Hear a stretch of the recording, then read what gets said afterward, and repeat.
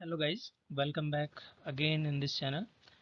सो ये है हम ट्वेल्थ क्लास की मैक्रो इकोनॉमिक्स डिस्कस कर रहे थे, यूनिट 3, जो कि है determination of income and unemployment.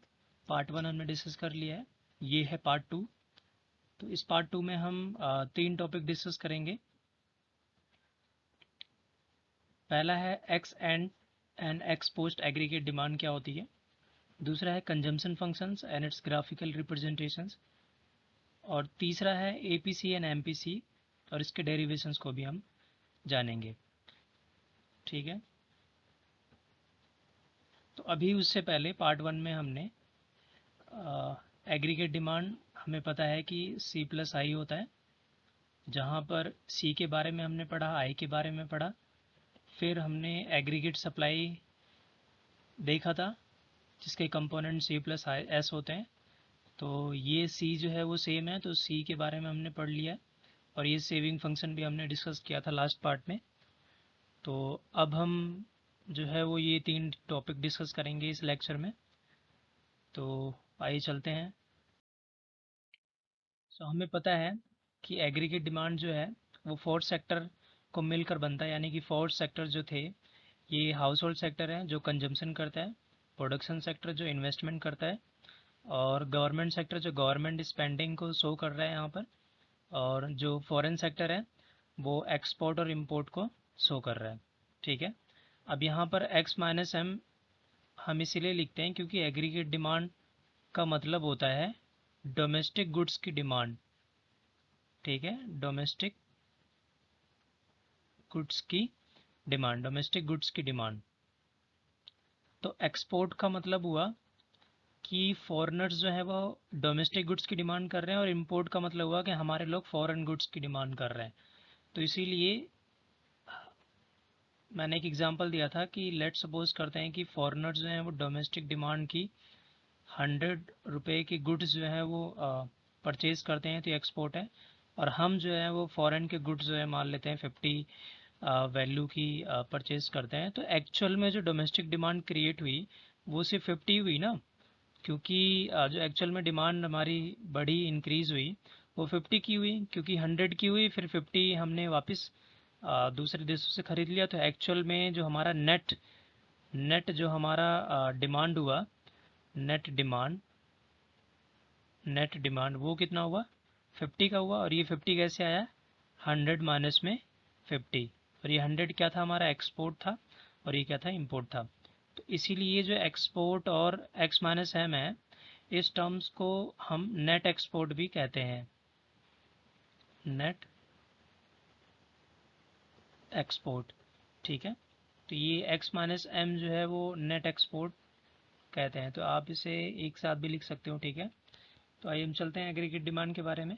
तो हमें पता है कि एग्रीगेट डिमांड में हम सिर्फ 2 सेक्टर मॉडल पढ़ रहे हैं, 2 sector closed economy model, closed economy model, जहाँ पर हम एग्रीगेट डिमांड यानी कि सिर्फ हम 2 सेक्टर की बात करेंगे, हाउस होल्ड सेक्टर की और इन्वेस्टमेंट सेक्टर की, यानी कि प्रोडक्शन सेक्टर की। बाकी गवर्नमेंट सेक्टर और फॉरेन सेक्टर को हम इग्नोर करेंगे। तो एग्रीगेट डिमांड का मतलब क्या हुआ, सी प्लस आई। ठीक है, तो एग्रीगेट डिमांड जो है वो 2 टाइप्स की होती है, एक होता है x and aggregate demand, x and aggregate demand, और एक होता है x post aggregate demand. X and, अब ये पोस्ट वर्ड से ही पता चल रहा है कि पोस्ट का मतलब होता है बाद वाला या जो आगे होने वाला है। ठीक है, और एंड का मतलब क्या हुआ, इसका इन्वर्स यानी कि इसका उल्टा। तो एक्स एंड एग्रीगेट डिमांड का मतलब होता है ऐसी डिमांड जो अभी अकर नहीं हुई है, यानी कि अभी वो डिमांड की नहीं गई है, बस प्लानिंग की गई है उसकी, कि ये आगे चल के हम इतना डिमांड करेंगे। ओके, तो लेट सपोज करते हैं कि मैं 2021 में जनवरी में मैं प्लान करता हूँ, अगर इंडिविजुअल लेवल की बात की जाए तो मैं प्लान करता हूँ कि मैं 1000 रुपए की चीज़ जो है वो परचेज़ करूँगा अगली साल। ठीक है, तो ये जो मैंने डिमांड की, तो अगर पूरे इकॉनमी में लोग जो हैं वो अगर पहले से ही प्लान कर ले रहे हैं कि 1000 अगर डिमांड की गई एक तरीके से, तो वो क्या होगा, वो हमारा एक्स एंड एग्रीगेट डिमांड होगा, यानी कि जो पहले प्लानिंग कर ली जाती है। सो देखते हैं इसमें लिखा है it is related with what has been planned already, यानी कि वो एग्रीगेट डिमांड जो पहले से ही प्लान की गई है कि इतने गुड्स की डिमांड होगी। ठीक है, तो इसे हम क्या बोलते हैं, प्लान्ड एग्रीगेट डिमांड बोलते हैं। दूसरा है x post aggregate demand. X post aggregate demand वह एग्रीगेट डिमांड होता है जो एक्चुअल में अकर्ड हो जाता है, यानी कि जो एक्चुअल में एग्रीगेट डिमांड होता है। तो it describes what actually occurred, तो इसे हम क्या बोलते हैं, एक्चुअल एग्रीगेट डिमांड कहते हैं। अब जैसे मैंने अभी एग्जांपल दिया कि स्टार्टिंग में मैंने 1000 या पूरी इकोनॉमी में लेट सपोज करते हैं कि जो एग्रीगेट डिमांड है एक्स एंड वाली, वो लोग सोच रहे हैं, प्लानिंग कर रहे हैं कि 1000 की डिमांड होगी, पर एक्चुअल में जब 2021 में और जब 2022 आया, तो एक्चुअल में जो डिमांड हुई हमारी वो ज़्यादा भी हो सकती है, कम भी हो सकती है और इसके बराबर भी हो सकती है। तो लेट सपोज करते हैं वो 1200 की हो गई। तो सोचा था हमने 1000 रुपीज़ की डिमांड होगी, पर एक्चुअल में हमें ज़रूरत पड़ गई 1200 की। तो जो एक्चुअल में होता है उसे हम एक्सपोस्ट एग्रीगेट डिमांड कहते हैं, जो एक्चुअली अकर्ड होता है। और जो हमने पहले से ही प्लानिंग कर रखी है तो उसे हम क्या बोलते हैं, एक्स एंड एग्रीगेट डिमांड कहते हैं। ठीक है, तो आई होप ये समझ में आया होगा आपको।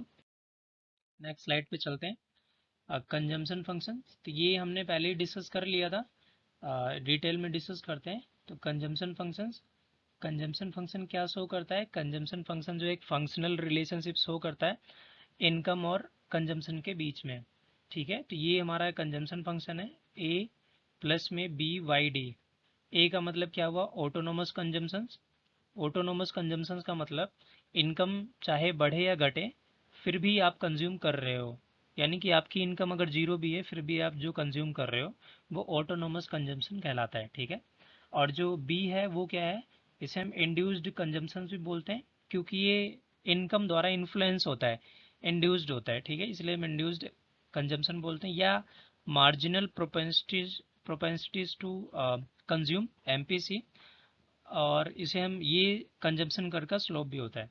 तो या फिर आप इसे induced consumption, marginal propensity to consume या स्लोप ऑफ कंजम्पशन कर बोल सकते हो।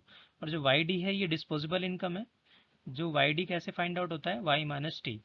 अब एक बात नोट करना कि आपको बुक्स में ये कभी कभी जो कंजम्पशन फंक्शन होता है वो सी बार प्लस में बी वाई ऐसे लिखा होता है, तो कंफ्यूज होने की ज़रूरत नहीं है। ये सी बार जो है ये ऑटोनोमस कंजम्पशन ही है, ऑटोनोमस कंजम्पशन ही है। और जो बी है वो एमपीसी है, यानी कि स्लोप कंजम्पशन कर का। और जो वाई है ये डिस्पोजेबल इनकम है। अब क्वेश्चन आ रहा होगा कि वाई डी तो ऐसे निकाला जाता है, वाई डी जो है वो वाई माइनस टी होता है। तो वाई डी और वाई टी कैसे बराबर हो सकते हैं, मतलब वाई डी और वाई कैसे बराबर हो सकते हैं। तो ये एक्चुअल में वाई डी ही है, इसीलिए हम वाई लिखते हैं, क्योंकि अभी हमने देखा कि आपके सिलेबस में सिर्फ हम टू सेक्टर क्लोज्ड इकोनॉमी पढ़ रहे हैं, जहाँ पर हम सी और आई को ही कंसिडर कर रहे हैं। हम जी और जो नेट एक्सपोर्ट है, जी और नेट एक्सपोर्ट जो है इसको हम कंसिडर नहीं कर रहे हैं। ठीक है, तो इसीलिए अब ये जो टैक्स का पार्ट है, ये जो वाई माइनस टी है जो टैक्स है, ये तो गवर्नमेंट से ही आता है, मतलब ये गवर्नमेंट के कंपोनेंट है। गवर्नमेंट के कंपोनेंट दो हैं, एक तो या तो गवर्नमेंट स्पेंड करेगी या गवर्नमेंट टैक्स लगाएगी। तो जी के दो कंपोनेंट, एक जी है और या टी है। तो अगर ये हम इनको इग्नोर ही कर रहे हैं तो टी भी इग्नोर हो जाएगा। तो इसीलिए टी की वैल्यू जो होगी वो क्या होगी, टू सेक्टर मॉडल इकोनॉमी में जीरो होगी। तो इसीलिए अगर हम वाई माइनस टी करेंगे तो ये y माइनस डी होगा। तो अगर ये t की वैल्यू जीरो हो जाएगी तो y इक्वल में वाई डी ही होगा ना, इसीलिए हम क्या करते हैं, y की जगह हम कभी कभी क्वेश्चन बुक्स में आपको दिख सकता है कि y जो है वो वाई डी लिखा हुआ है, तो कंफ्यूज नहीं होना है, ये ऐसे ही फाइंड आउट किया गया है। ठीक है, तो ये थोड़ा इरेज कर देते हैं इसे हम।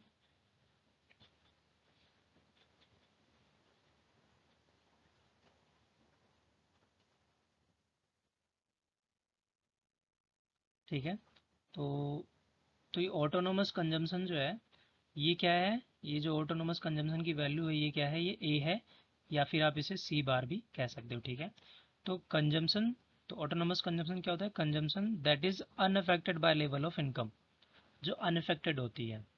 It occurs even when income is zero. तो ये इनकम आपकी ज़ीरो होगी तभी भी अगर आप कुछ कंज्यूम कर रहे हो तो वो ऑटोनोमस कंजम्पशन होगा।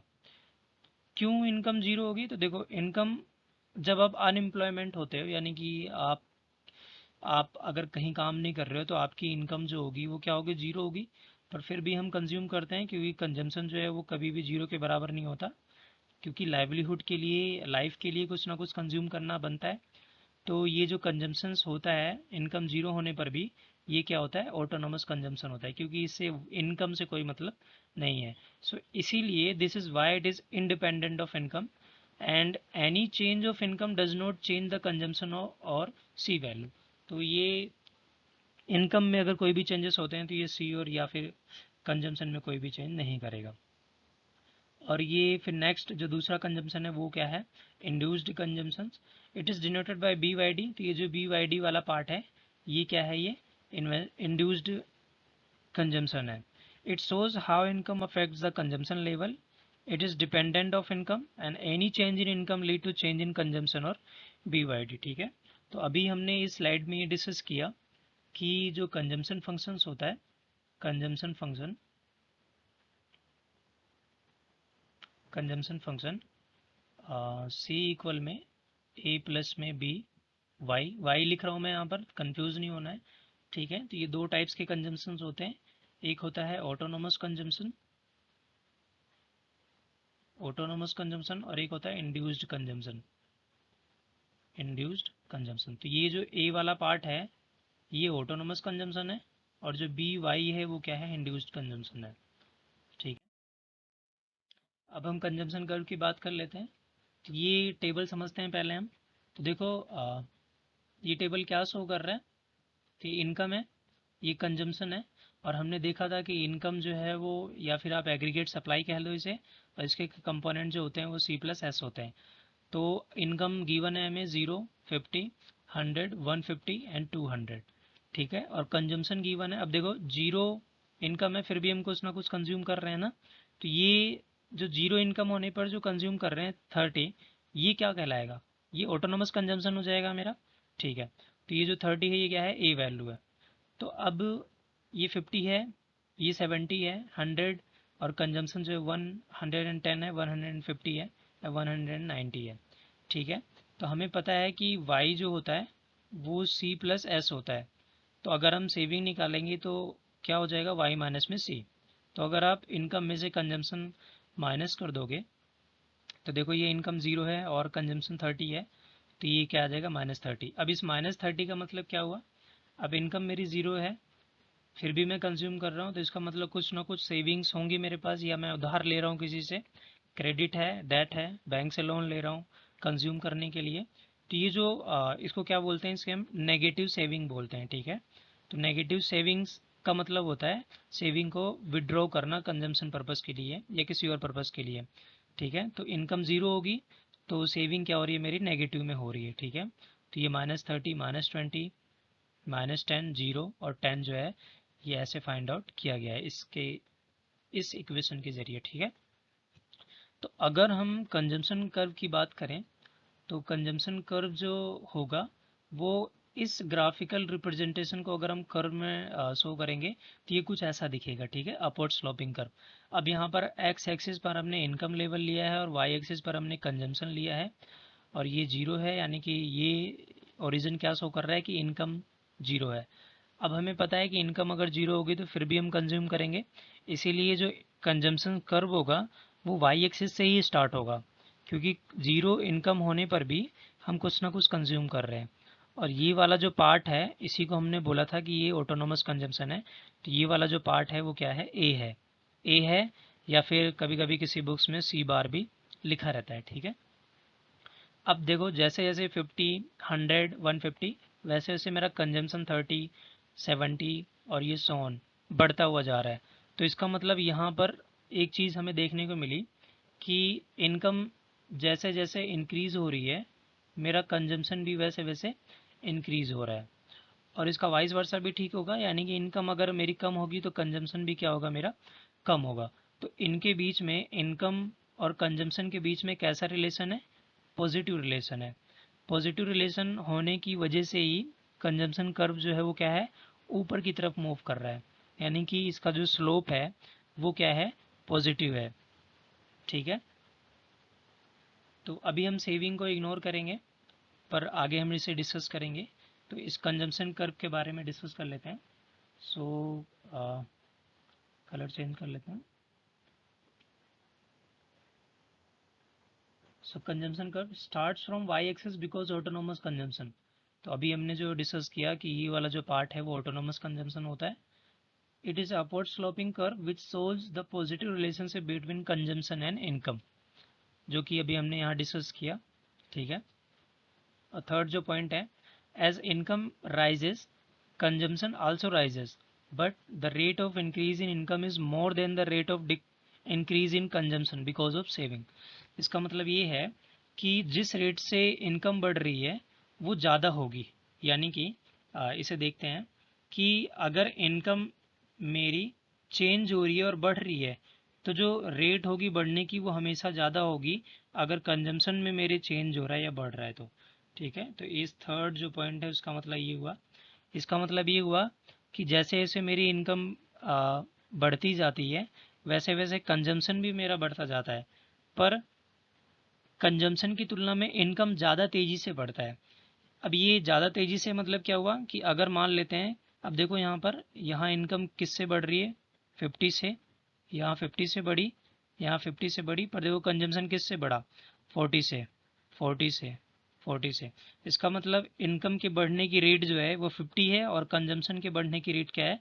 40 है। तो इसका मतलब इनकम के बढ़ने की रेट हमेशा ज़्यादा होगी कंजम्पशन के बढ़ने की रेट से। और ये ऐसा इसीलिए होता है क्योंकि जैसे जैसे इनकम इंक्रीज़ होती है हम कुछ ना कुछ सेव करना भी स्टार्ट कर देते हैं। तो देखो ये सेविंग जो है -30, फिर सेविंग की हमने तो -20 बचा, फिर बाद में 10 हो गया, और इसे अगर बढ़ाएंगे तो इन सेविंग भी क्या होगी? बढ़ती जाएगी। ठीक है, तो ये कंजम्पशन कर्व आपको समझ में आया होगा, आई होप। अब हम डिस्कस करते हैं प्रोपेंसिटी टू कंज्यूम। ये प्रोपेंसिटी टू कंज्यूम जो है वो 2 टाइप्स की होती हैं, एक होता है एपीसी और एक होता है एमपीसी। अब हम एपीसी डिस्कस करते हैं। एपीसी का मतलब होता है stands for average propensity to consume. ठीक है, और इसे कैसे फाइंड आउट किया जाता है? एपीसी जो है वो सी अपॉन में वाई से फाइंड आउट किया जाता है। अब एबीसी का मतलब क्या होता है? Average propensity to consume refers to the ratio of consumptions, यानी कि ratio of consumptions expenditure to the corresponding level of income.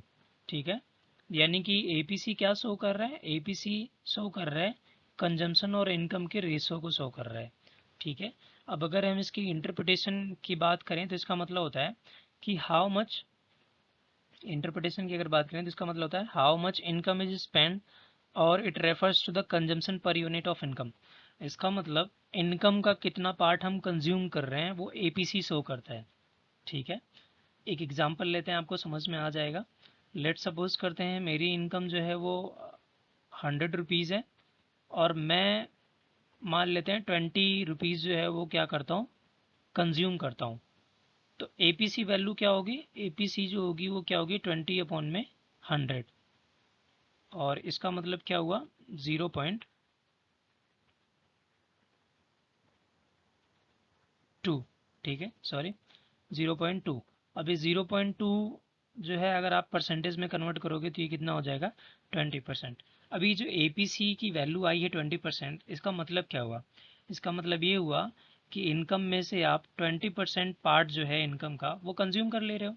इसका मतलब यही हुआ कि ये सिंपल है। ठीक है, तो एवरेज प्रोपेंसिटी टू कंज्यूम ये बताता है कि आप इनकम में से कितना पार्ट कंज्यूम कर ले रहे हो। ठीक है, एक एग्जांपल और देखते हैं।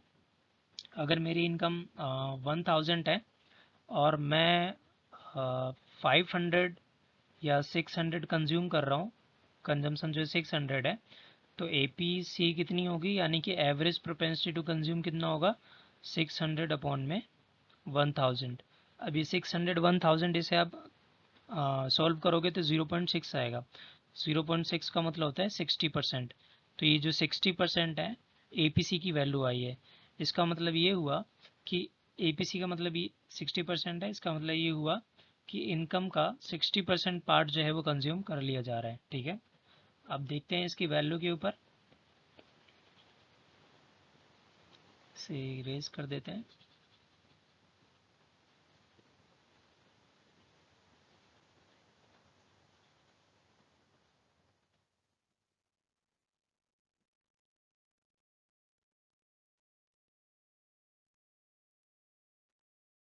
ठीक है, तो एपीसी की वैल्यू जो है वो लाई करती है जीरो, और जीरो से बड़ी होगी एपीसी की वैल्यू, और या फिर एक या एक से कम होगी। इसका मतलब ये हुआ कि ये ज़ीरो और वन के बीच में लाई कर रहा है, और वन जो है वो क्लोज इंटरवल है, याद रखना, और ये ओपन इंटरवल है। इसका मतलब ये हुआ कि एपीसी की जो वैल्यू होगी वो जीरो से बड़ी होगी, पर वो एक या एक से कम हो सकती है। यानी कि एपीसी की वैल्यू हमेशा जीरो से बड़ी होगी, और एपीसी की वैल्यू एक भी हो सकती है, और एपीसी की वैल्यू जो है, एपीसी की वैल्यू वो लेस देन वन होगी। ठीक है, तो ये आइए देखते हैं एपीसी की वैल्यू जीरो क्यों नहीं हो सकती, क्योंकि मैंने यहाँ लिखा है कि एपीसी की वैल्यू जीरो से बड़ी होती है हमेशा। ठीक है, तो जीरो से बड़ी होने का मतलब क्या रीज़न है इसके पीछे कि जीरो से बड़ी होती है। तो एपीसी की वैल्यू जीरो तब होगी जब सी की वैल्यू जीरो हो जाएगी। ठीक है, तो एपीसी की वैल्यू जीरो कब होगी, जब सी इक्वल में जीरो हो जाएगा। पर अभी हमने पढ़ा कि कंजम्पशन कभी जीरो नहीं हो सकता, भले ही आपकी इनकम जीरो हो जाए।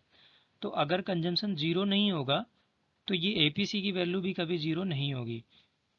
तो जैसे जैसे कंजम्पशन बढ़ता जाएगा वैसे वैसे एपीसी की वैल्यू जीरो से बड़ी होती जाएगी। ठीक है, तो इसीलिए इसकी वैल्यू जीरो नहीं होती है। तो एपीसी की वैल्यू कभी जीरो नहीं होती है, ये लाई करती है जीरो और एक के बीच में, और इसकी वैल्यू एक भी हो सकती है। ठीक है, यानी कि एपीसी इज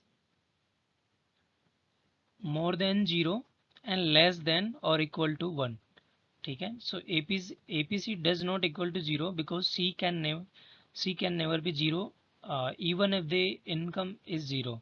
ठीक है, ये वही पार्ट है जो मैंने बताया कि इनकम ज़ीरो हो जाएगी फिर भी आपका कंजम्पशन कभी ज़ीरो नहीं होता है। ठीक है, और APC is inversely related with Y, as Y rises APC declines and vice versa. इसका मतलब ये हुआ कि एपीसी, हमें पता है एपीसी जो है वो सी अपॉन वाई होता है। तो अगर इनकम जैसे जैसे बढ़ेगी, ये जो ये जो पूरी वैल्यू है, होल वैल्यू है, वो कम होती जाएगी। और जैसे जैसे ये कम होता जाएगा, जैसे जैसे ये वाई कम होता जाएगा, ये पूरी वैल्यू जो है बढ़ेगी। तो अगर वाई बढ़ रहा है तो एपीसी कम होगा, अगर वाई बढ़ रहा है तो एपीसी की वैल्यू जो होगी वो कम होगी, और वाई अगर कम हो रहा है तो एपीसी की वैल्यू बढ़ेगी।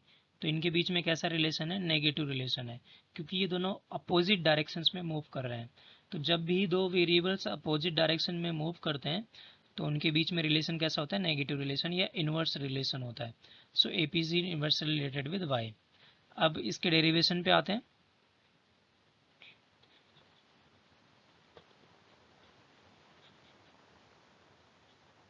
अब हमें पता है कि सी जो होता है, इसे मिटा दें।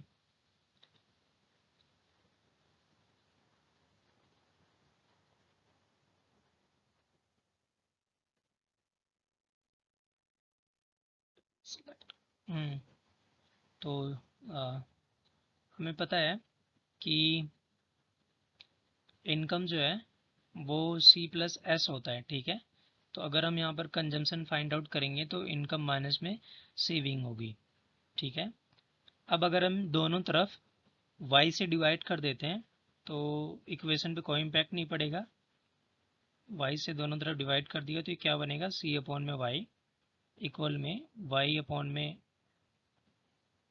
एक तरीके से ये जो y माइनस एस है, y माइनस एस ये c ही है, तो इसकी जगह हम c लिख सकते हैं और ये y लिख सकते हैं।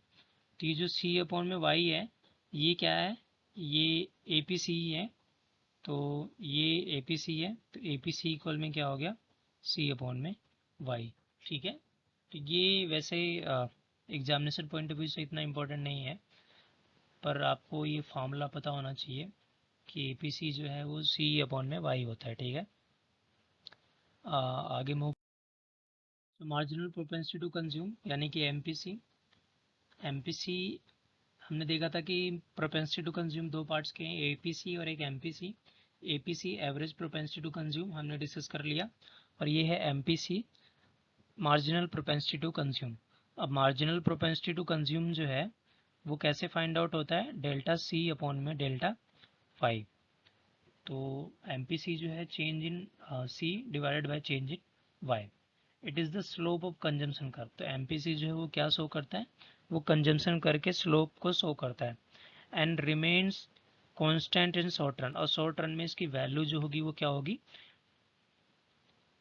फिक्स्ड होगी, कांस्टेंट होगी, ठीक है। So MPC measures how much more individuals will spend for every additional level of income, ठीक है। इसका मतलब ये हुआ कि इनकम अगर मेरी इंक्रीज होती है तो उसमें से मैं कंजम्पशन कितना इंक्रीज करता हूँ, तो वो जो परसेंटेज कंजम्पशन मेरी इंक्रीज हुई है उसी को क्या बोलते हैं, हम एमपीसी कहते हैं। एक एग्जांपल लेते हैं। लेट सपोज करते हैं मेरी इनकम जो थी पहले 100 रुपीज़ थी, अब मेरी इनकम जो है वो हो गई 150, ठीक है। तो मेरी इनकम इंक्रीज हुई है, कितने से इंक्रीज हुई है मेरी इनकम, हुई है 50 से। अब मेरी इनकम जब 100 थी तब मैं 20 रुपीज़ कंज्यूम करता था, पर मेरी इनकम जब 100 से 150 चेंज हो गई, बढ़ गई, 50 रुपये से बढ़ गई, तो मैंने अपना कंजम्पशन जो है 10 रुपये से बढ़ा लिया, तो अब कितना कंजम्पशन हुआ, 30। तो यहाँ डेल्टा सी कितना आया, यहाँ डेल्टा सी जो है वो 10 आया। तो अगर हम एम पी सी निकालेंगे यहाँ पर, तो एम पी सी का मतलब क्या होगा, यहाँ पर 10 अपॉन में 50 कितना आ जाएगा, 20%, या 0 पॉइंट और 0.2।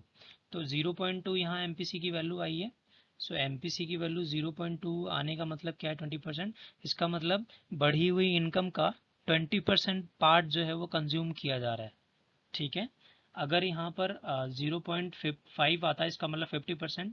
0.5 एम पी सी की वैल्यू का मतलब क्या हुआ कि बढ़ी हुई इनकम का 50% पार्ट कंज्यूम कर लिया जा रहा है, ठीक है। और इसकी वैल्यू अगर 0.8 होती है तो इसका मतलब 80% कंज्यूम कर लिया जा रहा है बढ़ी हुई इनकम का। देखो एपीसी और इसमें कंफ्यूज नहीं होना है। एपीसी क्या बताता है कि कितनी इनकम है और आप उसमें से कितना कंज्यूम कर रहे हो, ये बताता है कि कितनी बढ़ी हुई इनकम से आप कितना कंज्यूम कर रहे हो, ठीक है। तो बढ़ी हुई इनकम कितनी है, 50 है, और आपने कितना कंजम्पशन बढ़ाया है, ठीक है। तो बढ़ी हुई इनकम से में कितना पार्ट आपने कंजम्पशन बढ़ाया, तो 10% या 20% या फिर 80% पार्ट जो है मैंने क्या किया, कंजम्पशन में इंक्रीज किया है। तो एमपीसी की वैल्यू, इसकी इंटरप्रिटेशन ये है, ठीक है। So it represent the percentage of an increase in income that an individual spends on goods and services, ठीक है। और एमपीसी लाइज बिटवीन 0 एंड 1, यानी कि एमपीसी की वैल्यू जो है वो 0 और 1 के बीच में लाई करती है, यानी कि 0 भी हो सकती है। देखो 0 और 1 के बीच में अगर लाई कर रही है तो ये बात को समझना, अगर ऐसा कुछ लिखा है कि 0 और 1 के बीच में लाई कर रही है तो इसका मतलब ये होता है कि इसकी वैल्यू 0 से बड़ी होगी और 1 से कम होगी, ठीक है। पर यहाँ पर M P C lies between 0 and 1, और फिर मैंने इसको क्लियर करने के लिए ये भी लिखा है कि M P C belongs in the interval of close interval, फिर 0 और 1, ये क्लोज इंटरवल, और इसका मतलब ये होता है, देखो ये क्लोज इंटरवल का मतलब हुआ कि 0 भी इसमें इंक्लूड है, और 1 भी क्लोज इंटरवल है, इसका मतलब 1 भी इसमें इंक्लूड है। तो इसका मतलब 0 और 1 के बीच में तो एम पी सी की वैल्यू होगी ही, पर 0 भी हो सकती है और 1 भी हो सकती है, ठीक है। और अगर मैं इसे ऐसे लिखता हूँ तो इसका मतलब 0 इंक्लूड नहीं है इसमें क्योंकि ये ओपन इंटरवल है, तो 0 इंक्लूड नहीं है, पर 1 इंक्लूड है क्योंकि ये क्लोज इंटरवल है, ठीक है। तो आई होप ये समझ में आ गया होगा आपको। तो यहाँ पर जो मैंने वैल्यू लिखी है एमपीसी की लाई करती है, वो क्या करती है, वो 0 और 1 के बीच में लाई करती है, और 0 भी हो सकती है और 1 भी हो सकती है, ठीक है। इसको अगर मैथमेटिकल एक्सप्रेशन देना हो तो एमपीसी की वैल्यू जो है वो लेस देन इक्वल टू 1 भी हो सकती है और ग्रेटर देन इक्वल टू 0 भी, यानी कि MPC lies, MPC the value of MPC is greater than और equal to 0 and less than equal to 1, ठीक है। ये नोटेशन याद रखना। तो एमपीसी की वैल्यू देखते हैं, एमपीसी की वैल्यू 0 कैसे हो सकती है। एमपीसी की वैल्यू 0 कब होगी, जब जितनी बढ़ी हुई इनकम है उसमें से मैं कुछ भी कंज्यूम नहीं कर रहा हूँ, मैंने भी एग्जांपल दिया था कि 100 रुपये मेरी इनकम बढ़ी y1 और y2 और फिर ये 150 हो गई और जो मेरा कंजम्पशन बढ़ा वो 20 से 30 हो गया। तो मैंने क्या किया, कंजम्पशन बढ़ाया था। पर अगर एमपीसी की वैल्यू 0 होगी तो इसका मतलब मेरा कंजम्पशन नहीं बढ़ेगा। अभी भी मैं क्या कर रहा हूँ, 20 ही कंज्यूम कर रहा हूँ। तो इनकम तो बढ़ी पर मेरा कंजम्पशन नहीं बढ़ा। तब यहाँ पर इन एमपीसी की वैल्यू 0 हो सकती है। और एमपीसी की वैल्यू 1 कब हो सकती है? एमपीसी की वैल्यू 1 तब होगी जब जितना बढ़ा हुआ इनकम है, जितने से इनकम मेरी बढ़ी है उतने से मैंने कंजम्पशन भी बढ़ा दिया। लेट सपोज करते हैं कि 100 से मेरी इनकम 100 से 150 हुई, तो 50 इनकम मेरी बढ़ी है 50 रुपीज़ से, तो कंजम्पशन भी मैं 50 से ही बढ़ा दूंगा, तो नया कंजम्पशन कितना हो जाएगा, 70। तो इसका मतलब क्या हुआ कि 50 से मेरा कंजम्पशन बढ़ा और 50 से मेरी इनकम बढ़ी, तो आंसर क्या आएगा, 1 आएगा। ठीक है, तो एमपीसी की वैल्यू लाया करती है 0 और 1 के बीच में, और 0 भी हो सकती है और 1 भी हो सकती है। ठीक है, अब इसके डेरिवेशन पे देख लेते हैं।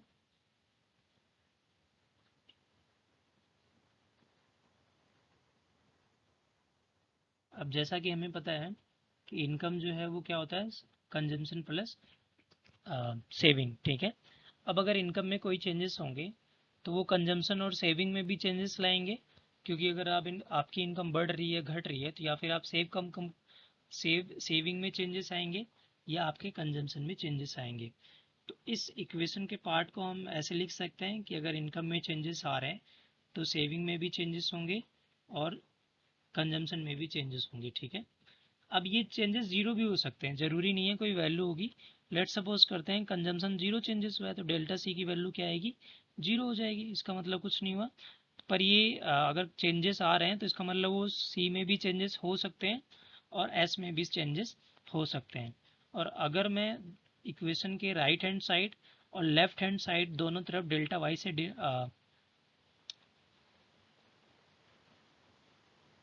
एक मिनट, सॉरी, इसे इरेज करते हैं।